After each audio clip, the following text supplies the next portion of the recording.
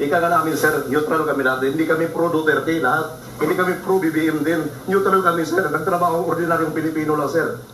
Sa ganitong sitwasyon na naglalahad kami ng katotohanan na aming salaysay, sana restituin nila kami, bigyan nila kami ng credibility, hindi baba yung moral namin.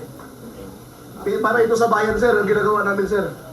Hindi ito pong sarili lang namin. Kung yan ang bago kami lumabas, ang sabi ng abogado sa amin ni Atty. Levy, sabihin nyo lang ang totoo.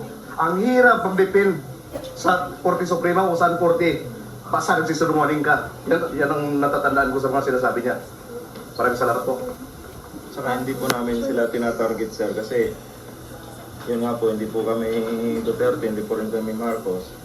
Ngayon, sila po kasi nakikita namin doon, sir, na mga ka-meeting, then yung mga kuwan po, nakakatanggap.